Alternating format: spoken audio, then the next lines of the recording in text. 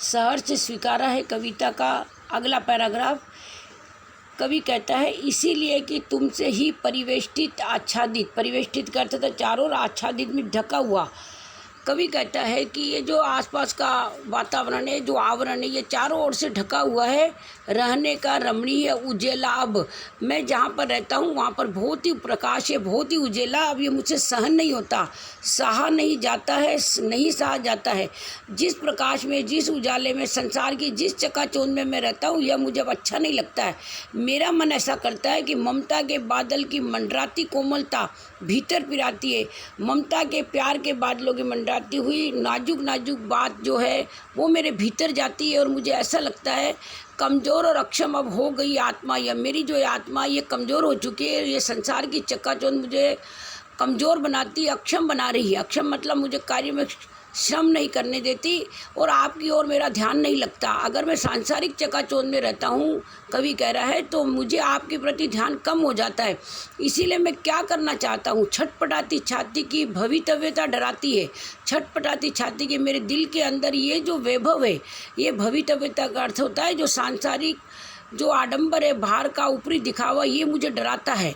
बहलाती सहलाती आत्मीयता बर्दाश्त नहीं होती। अब ये जो मेरा दिल को बहलाने वाली आत्मीयता है, जो मुझे बहलाती है सहलाती है, ये आत्मा मुझे बर्दाश्त नहीं होती। कवि का कहने का अभिप्राय ये है कि मैं सांसारिक चकाचौंध में रहना नहीं चाहता और ये मुझे कमज़ोर करती है। क्यों कमज़ोर करती है? अगर मैं इन चकाचौंधों में पड़ा रहता हूँ तो मैं आपका ध्यान नहीं कर सकता हूँ। इसीलिए मैं इस चकाचौंध से हटना चाहता हूँ और दूर जाना चाहता हूँ। सचमुच मुझे दंड दो कि हो जाऊं पाताली अंधेरे की गुहाओं में, विवरों में। यहाँ कवि कहना चाह रहे हैं कि सचमुच आप मुझे दंड दो कि मैं इस सांसारिक चकाचौंध में फंस गया हूँ और आपका ध्यान कम कर रहा हूँ। अब मैं आपका ध्यान किस रास्ते से ज़्यादा अच्छा कर सकता हूँ? पाताली अंधेरे की गुफाओं में चला जाऊँ। गुहाओं का अर्थ होता है गुफा में, और विवरों का अर्थ होता है बिल में चला जाऊँ, जहाँ पर मुझे संसार का एक भी व्यक्ति दिखाई नहीं दे। मैं ऐसे पाताल में उतर के अंधेरी गुफाओं में और विवरों में जाना चाहता हूँ, बिलों में जाना चाहता हूँ, धुएं के बादलों में, जहाँ पर धुआं ही धुआं हो, बादल ही बादल हो, बिल्कुल मैं लापता, वहाँ पर बिल्कुल दिखाई नहीं दूँ और ये संसार भी मुझे वहाँ पर जाके दिखाई नहीं दे। लापता कि वहाँ भी हो तुम्हारा इशारा।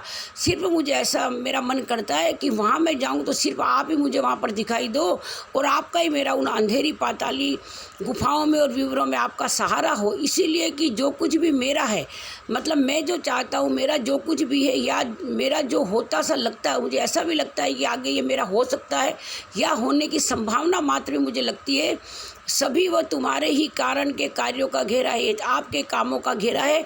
जो आप चाहेंगे वही मेरे साथ होगा और मैं भी ऐसा चाहता हूँ। कार्यों का वैभव, जितने भी कार्य का वैभव का अर्थ होता धन संपत्ति मैं करना चाहता हूँ।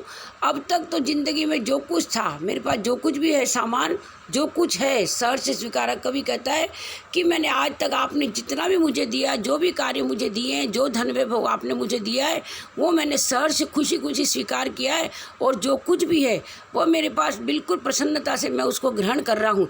इसीलिए कि जो कुछ भी मेरा है वह तुम्हें प्यारा है।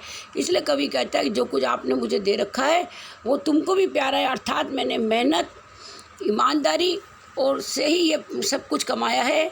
मेरी कमाई के अंदर जरा भी लेश मात्र भी कोई ऐसा वैसा काम मैंने करके पैसा नहीं कमाया है कि जिससे मैं तकलीफ़ में हूँ। इसीलिए मैं कहता हूँ कि जो आपकी इच्छा थी, जो आप कार्य मुझसे करवाना चाहते हैं, मैंने वही कार्य किए, वो तुम्हें भी प्यारे और मुझे भी अच्छे लगते हैं। तो इस कविता का ये अर्थ निकलता है कि कवि हमें क्या संदेश देना चाहता है, इसका केंद्रीय भाव क्या है। कवि ये कहना चाहता है कविता के माध्यम से